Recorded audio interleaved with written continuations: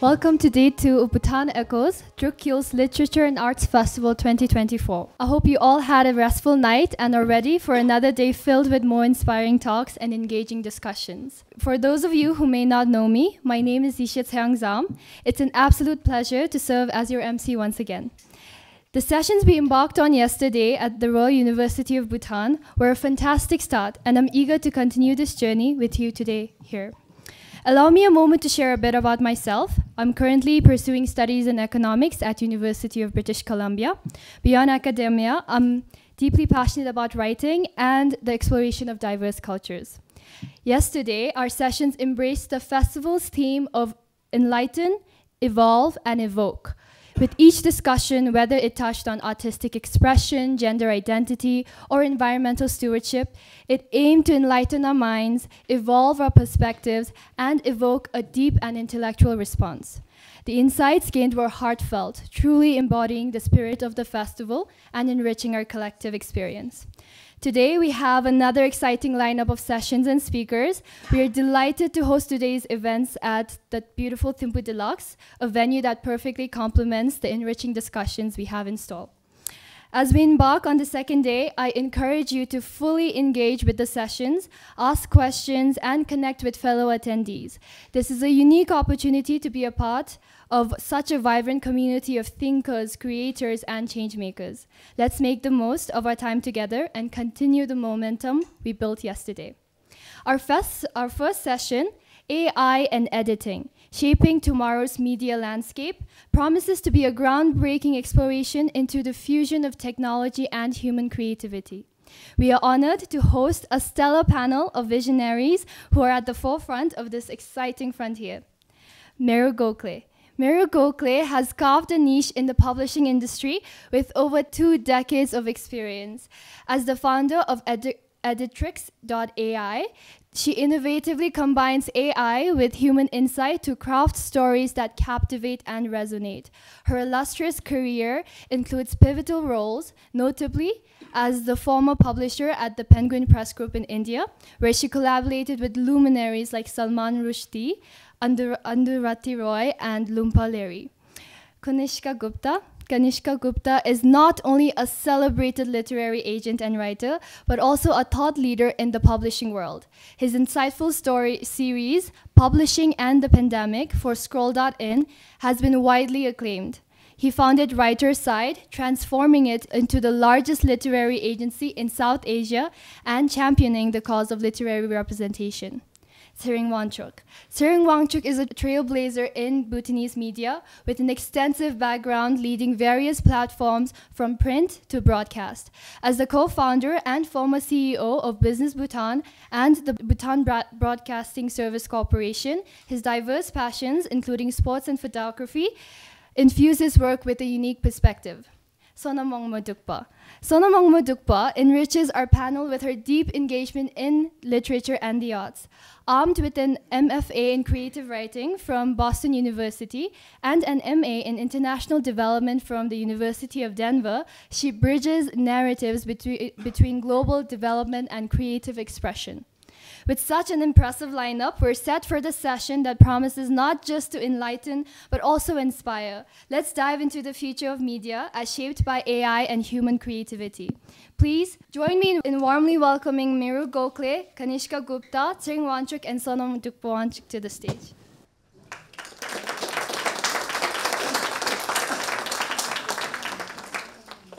So we'll just dive right into it. I just want to make a note that we're all writers here, but you're really into it as an editor. You know, you have been for the last 2 decades. So AI, we're talking a lot about AI these days, and AI is something that has now also crept in, or maybe not even, I shouldn't even use the word crept in, I think is going to be in the publishing and editing world in a big, big way. I think, you know, it seems that these 2 forms are incongruous. You know, you're talking about algorithms, you're talking about software, and then on the other hand, we have, writing, which is, old way of, hand and motor. And, so it almost seems like they're sort of the opposites. But so I'm just curious, like, is it really going to revolutionize, our editing, especially editing, since the topic is based on editing, but the publishing world as well? Is it going to help us as writers? So I'll just open this question. The first question is AI going to help us writers? Or is it going to impede our creativity? So what I seriously believe is that a lot of original, unique writing comes from the gut.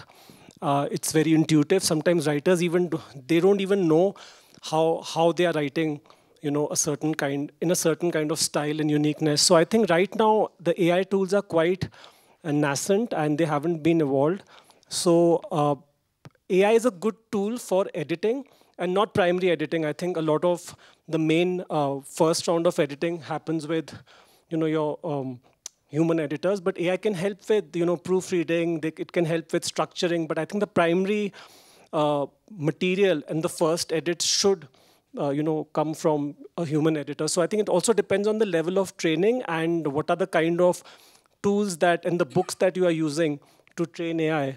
There's a lot of talk in the media that AI is being given a lot of books from the US, UK for training. So I mean, if you want to use AI to create a narrative, which is very South Asian, how is it going to do that when it's being trained on books which are not from this region? So I think AI is, and as an agent, I receive all kinds of submissions, from writers across. Writing across genres at different levels in their writing career, but I haven't seen AI disrupting, causing any disruption in this space. I think I agree with some of what you said, which is, of course, the last point, which I don't think AI is causing any disruptions at all right now. And I don't think it will, because one thing people forget, can you hear me, by the way? Is publishing is an extraordinarily resilient industry. It has weathered every kind of technological change. And in spite of the crusty reputation of publishers, I can assure you they are actually very, very good at adapting that change. So this whole thing of, they don't know what they're doing, they're actually very good. While the music industry was completely decimated by technology, the publishing industry was not. The real threats to publishing industry have not been because of technology. They have been because of piracy. They've been because of freedom of expression. These are the real threats to. So according to me, AI is definitely going to play a big part. I don't think it's a replacement or intended to be, or it's not going to be a replacement for writers. And let me explain why I think that is.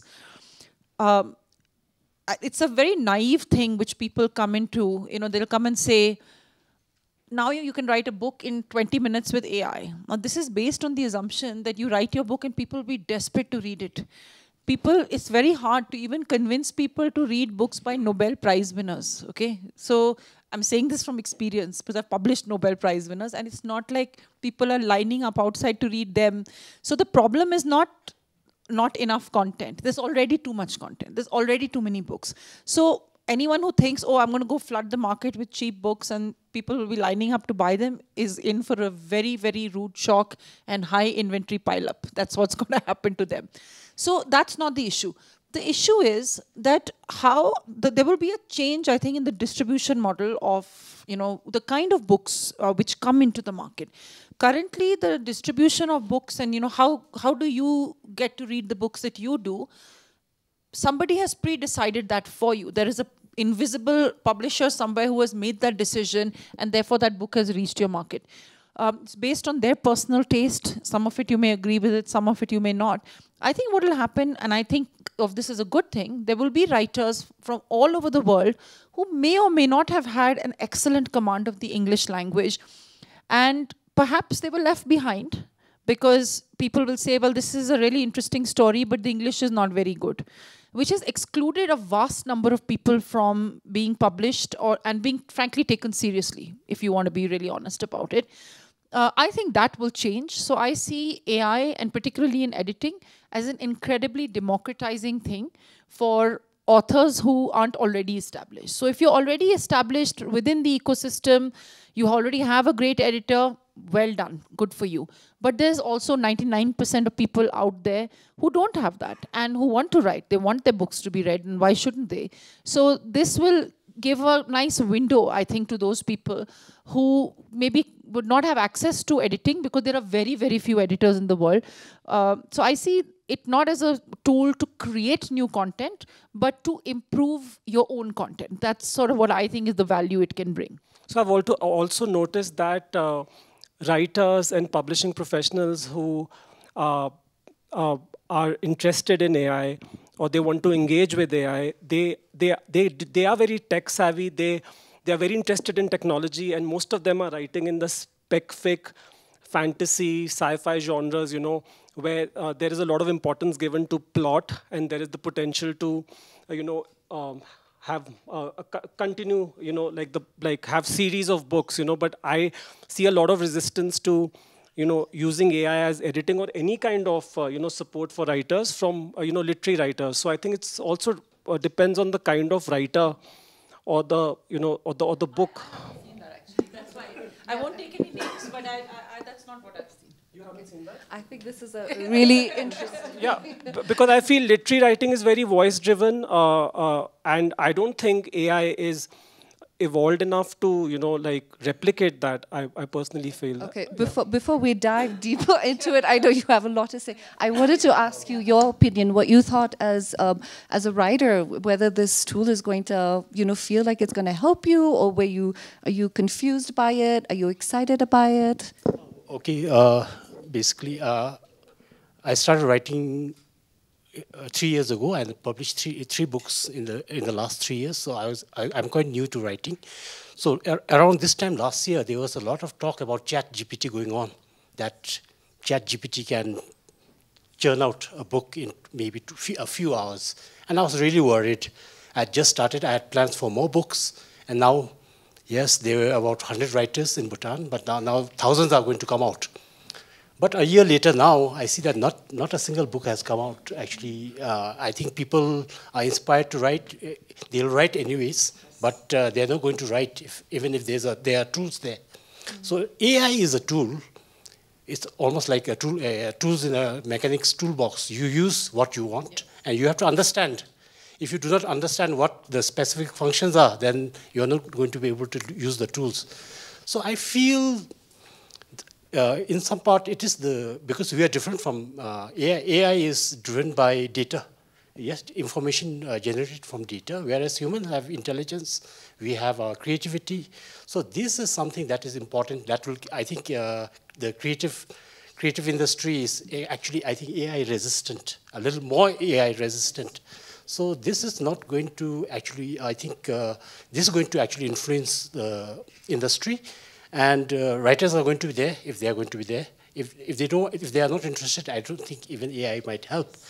And after a few months, after hearing about ChatGPT, then I saw the AI generated illustrations, perfect, flawless. But I think there was something missing in those illustrations, and that's the imperfection of human. I think we are so used to being imperfect that when we see something very perfect, we find that it's not perfect. And I think that is something that is lacking with AI at the moment, but future we do not know what's going to happen.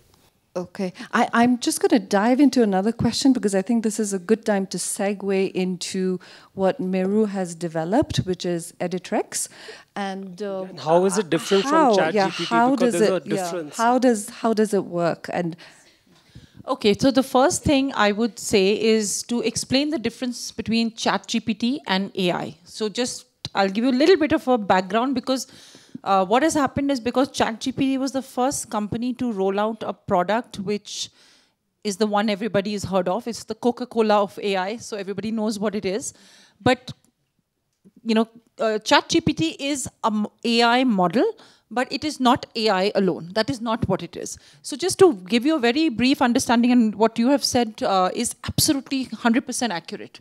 What you said is that human beings have imperfection. And that's how you know, because we want flaws. And if you see any description of beauty anywhere in the world, any physical beauty, beauty in art, it is never symmetrical. If you see, you see the most symmetrical face made by AI, and it's technically beautiful, but it's somehow not, because something needs to be off.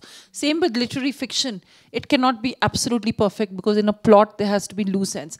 Now, coming back to ChatGPT, what all of these companies do is there is something called an LLM. An LLM is a large language model. If anybody comes and tells you they know how a large language model comes, they are lying to you, because even the world's most intelligent computer scientists do not fully understand how large language models work, and that's why they're so interesting. They are very different from how we expect to interact with machines, which is why we get some of the reactions that we do. There are maybe a handful of, maybe I would say under 20 large language models in the world being developed. They're very, very expensive to develop. They typically cost billions of dollars to develop. A lot of very energy rich. I wouldn't say it's as simple as feeding them a book and then they get trained on it. Not at all. It's not how it works. What happens is you feed a lot of data into a large language model. Some of that is books, but it's a fraction of that. Books are only a fraction of what they're trained on. They're trained on everything from facial nuances to nuances in speech, to nobody actually knows the vastness of the training data that these models are trained on. What happens then is that OpenAI, the company which owns ChatGPT, was the first to release a model called ChatGPT 3.5, which came out last year, or nearly 2 years ago, which could do things which seemed to stimulate human intelligence, which is why everybody went nuts, because they said, well, human intelligence is the preserve of humans. So it was frankly an identity crisis, if you ask me, the reaction that is, well, so if machines can do that, then where does that leave us? That's the reaction. But to me, the interesting thing is that I think that these models have a long way to go. And there will be an up cycle and a down cycle. But what is going to happen, like it, don't like it, this is what is going to happen, is that in the same way that machines made human labor cheap in the Industrial Revolution, cognitive labor is about to be as cheap as, if not cheaper, than human labor.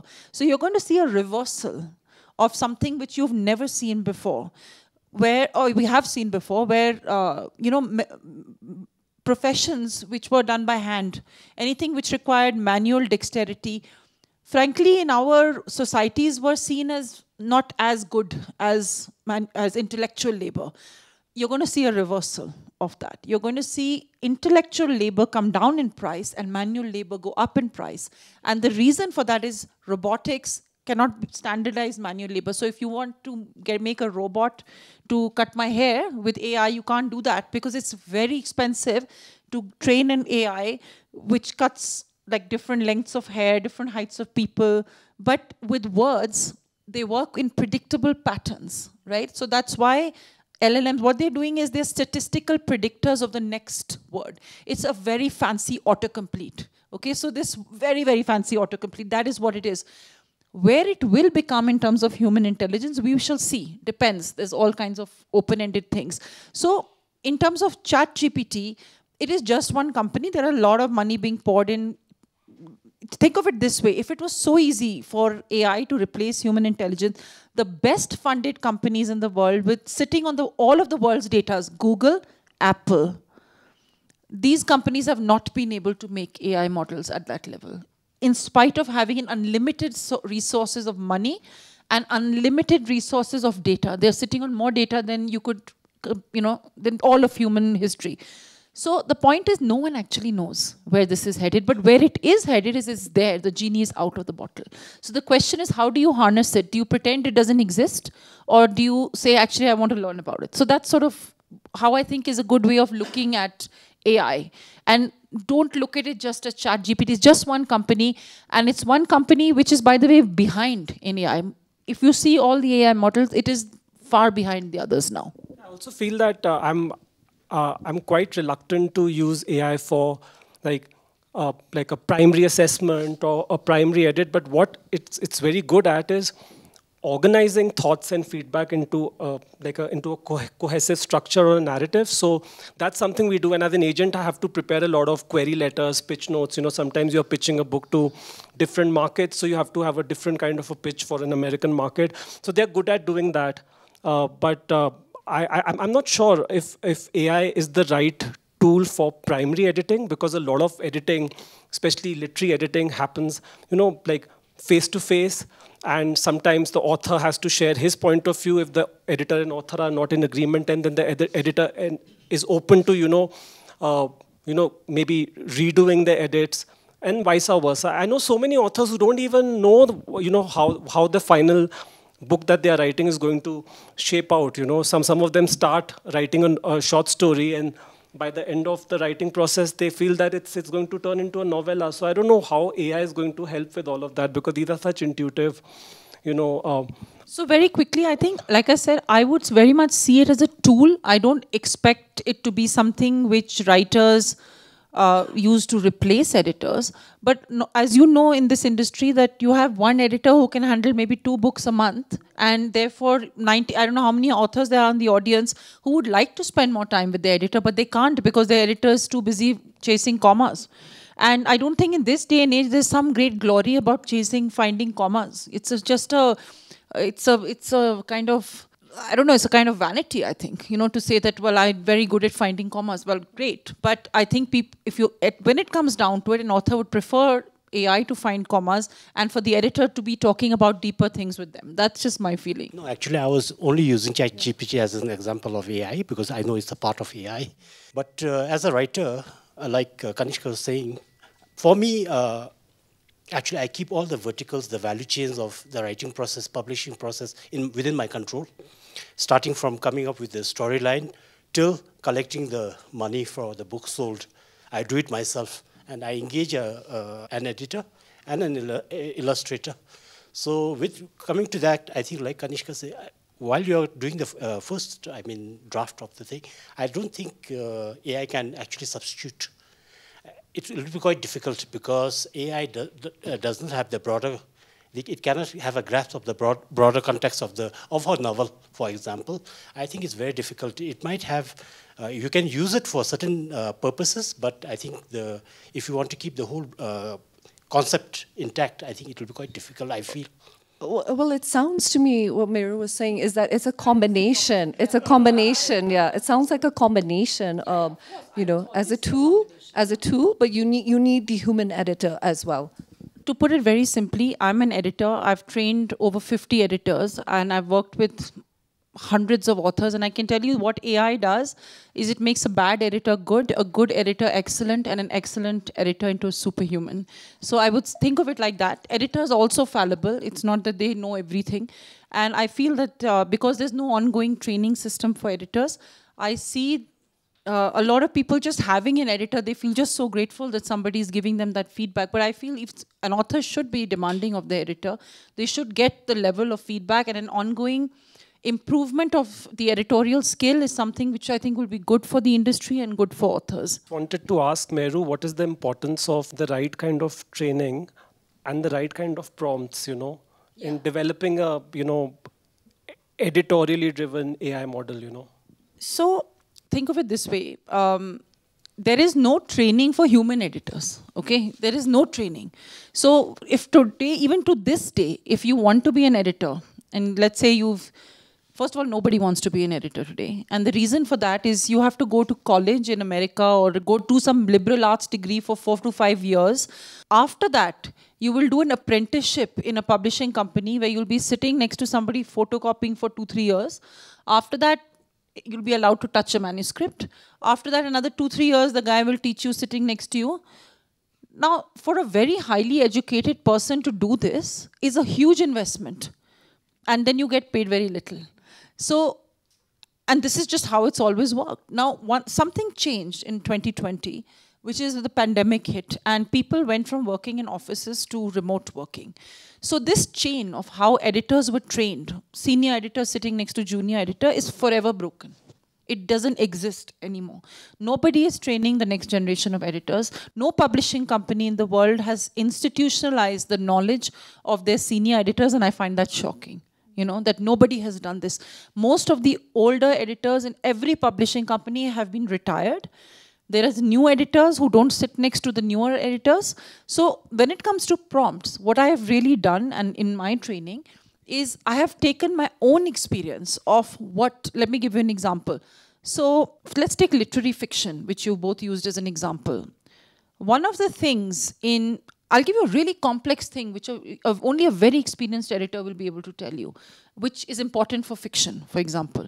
Let's say you've written a novel set in Bhutan, and it is set in a village with maybe 10 characters in it. Now, maybe depending on the experience of your editor, they'll tell you the usual things, plot, you know, whatever it is.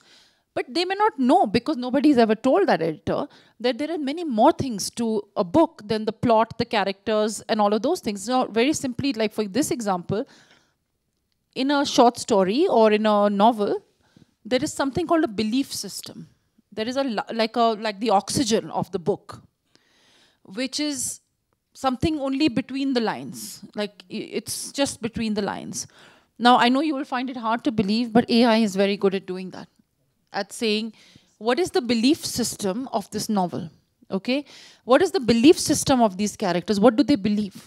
Now, this is a very, very sophisticated thing, which maybe a handful of editors will give that feedback to their author.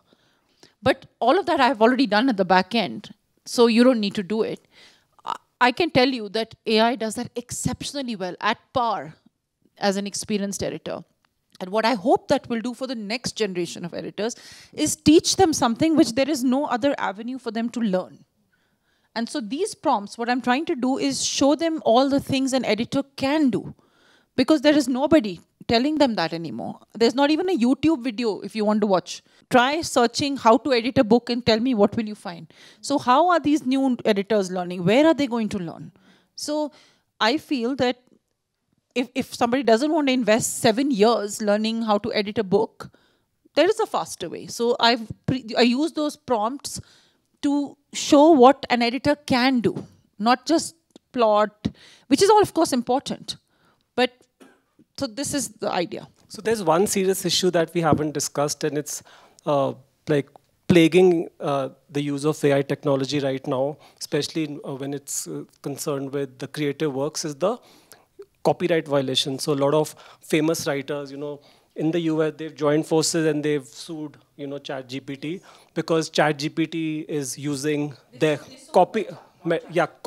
copyrighted material to train, you know, their like different models, and also writing in their style, which is also like their copyright. So I think that's one issue that there's no solution for right now.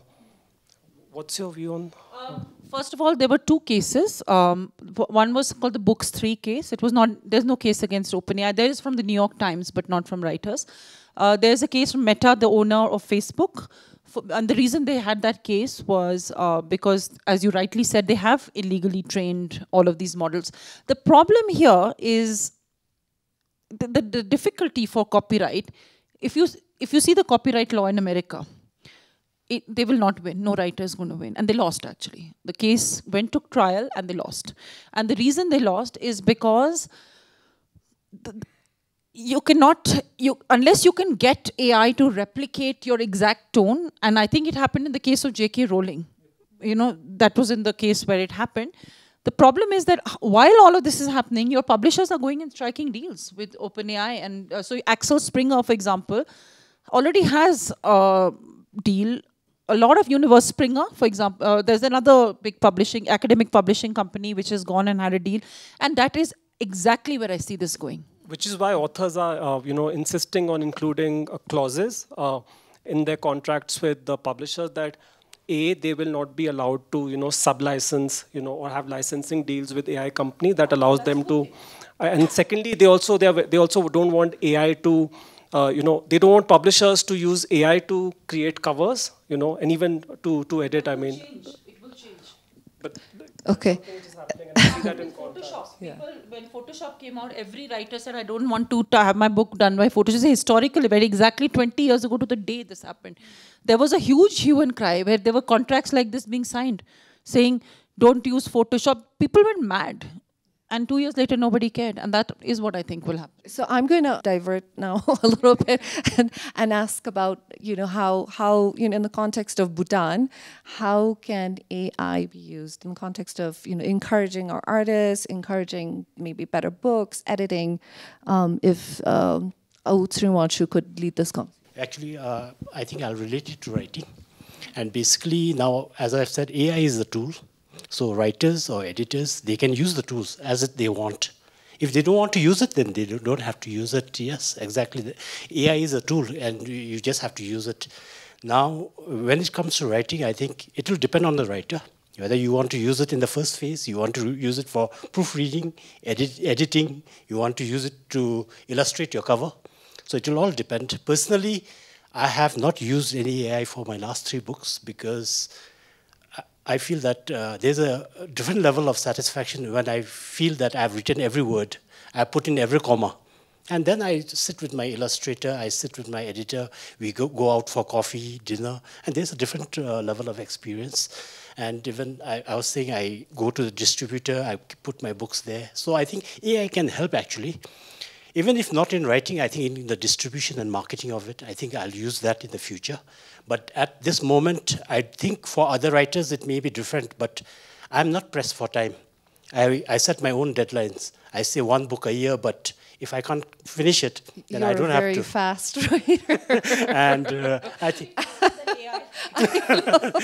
and I'm actually working on 3 more books. Yeah. And even for one of my books in the future, I need about 50 illustrations, but I felt that there are a lot of good illustrators in Thimphu, but I can't use them because I don't think they can capture what I want. So I'm learning illustration. So I'm doing a lot of things myself because it's example like maybe climbing Everest. You can take a chopper ride or you struggle step by step. So I prefer to struggle just step by step because I enjoy the process. Okay. Yeah, I enjoy the process. Wow.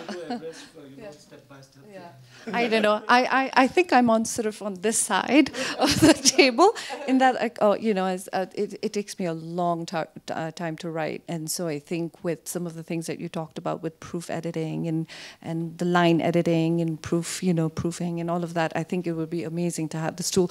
But now I want to take this conversation to the audience and to see if you had questions, because it's going to be boring for us to just talk here amongst us. We want to have questions from the audience, please. So I think also growing up with the youngsters around us, I'm sort of learning not to resist AI, right? And being somebody who's been in a creative field, I've also felt initially that sense of insecurity. Am I getting undermined, right? So hearing you, I think I take back a huge lesson that even in creative fields, be it writing, designing, and whatever, and editing, of course, there seems to be a huge area of tasks which are very formulaic in nature, right? And if somebody can actually do that for you in a very effective manner, then it gives me an opportunity as a creative person to put in my energy and time into adding more depth and value to what I could do with my intelligence.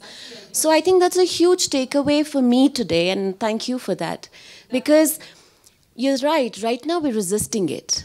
But the fact is that things do take over, and the faster you sort of embrace it rather than resist it, I think we would then add value to the use of the AI into our own lives. Otherwise, it'll just come and invade it in a manner that we may not be ready for. Give you a little history lesson before I go about why I think people are actually resisting AI. Because I find just the history of technology adoption is just fascinating. For irrespective of AI, it doesn't matter. Any technology, when it comes, there is an adoption curve. There is a resistance, and AI is actually one of the most fast adopted technologies in the history of technology. The reason you see this is what you're seeing has already happened before. It happened with the Industrial Revolution when human labor was replaced by mechanical labor. Already happened, nobody said anything. They said efficiency, cost saving, you heard all of this, everybody. Why did they say that? Think about it. They said it because they were not being replaced. The intellectual class was not being replaced. The working class was being replaced, and the intellectual class was getting the benefit. The problem now is that if you go and tell somebody in a company, you know what, AI can, the immediate thing is, well, actually, they're going to have to take the decision to replace themselves. And they've been going on, every management school has been going on about AI and efficiency, and forget AI, about efficiency, cost saving. So the problem, the conundrum now is, if this technology was replacing blue collar workers, I assure you, you would not be seeing this right now. It is replacing very, very privileged people, and that is why you're seeing this resistance. And you will see that you cannot stop this technology. You will not be able to stop it. And I would say, don't immediately believe everything you hear. See if it works for you. If it works for you, use it. If it doesn't work for you, discard it. But please make your own decision, because it has a lot of benefits, particularly for people who are not already benefiting from the mainstream. So that would be the only other thing which I'd like to say about it. So I'm going to say the same thing that I had said earlier on in the conversation, that the resistance from AI is going to come from people who are averse to technology and use of technology in general. And I see that in the last few years, authors are very open to, like embracing technology. And also the kind of books you're writing. I don't see literary writers using AI. Literary writers, poets, but commercial fiction writers, genre writers. But one has to ask oneself that, why are you writing a book? I mean, because I think the use of AI defeats the impulse of writing, like the creative impulse for writing a book. If you are trying to write a book to process something that has happened in your life, or to make sense of the world at large, why would you want to use AI? I mean, that's my question when it comes to a lot of book. Comfortable with the English language, and there are people who. But that's editing, no? No, not at all. I think that if today somebody, I'll give you an example of oral history. Sorry, that's the last thing I'm going to say. That there are people, suppose there's somebody in a village in Bhutan who can't write in English. Maybe they can't write at all. And writing is a very recent phenomenon. It's not like people. Literature was always oral. People wrote it, somebody else wrote it down, somebody else changed it. It was always like that. So if today somebody in a village has a beautiful story to tell, it may not become an international bestseller, but if they speak it into AI and it gets cleaned up into a nice book, why not? It doesn't mean their urge is any less real than somebody going to an MFA program. It doesn't devalue what they want. So my other concern about the long-term evolution of AI in relation to creative works is the willingness of AI companies to pump in a lot of money to develop, like editing, writing models, because it's not like publishing, writing in general is not a very lucrative field. So why are they going to spend so much money into something that's not going to lead to like big profits? That was actually I'm just wondering. That was actually my question. What is the future of AI now? But they're not, like, what I'm trying to say is, it is a misconception that AI company, they're not consumer companies. They are building foundational technologies, which is different from consumer technology. They are not in the business of consumer tech. Okay, so they're building, think of it this way, they are building a foundational product which other people will use to make consumer product. That product which they make remains the same. So think of it this way, for the first time in human history, the same product that is available to you is available to the US military. You're getting to use something like that for $20 a month. I mean, they're not making something different. These are foundational technologies. Please think of them in that way. Nobody is making them for us. People like me are then making consumer products on top of those technologies. That's different. So that I don't think, whether I use it or you use it, this is how people will keep pumping money and keep improving these products. So I do know that a major Indian publisher has just hired an AI assistant to help. I mean, I'm not at liberty to reveal the name of the editor. And the second reason why AI may come up in a big way in the publishing editing space is because editors are having to do the work of a lot of other people. Like they have to prepare marketing plans, they have to be involved in the promotions, travel with authors. Exactly. So the best of editors in Indian publishing and even in the UK, US, they do not have the time to edit, writers, So that's one of the reasons why.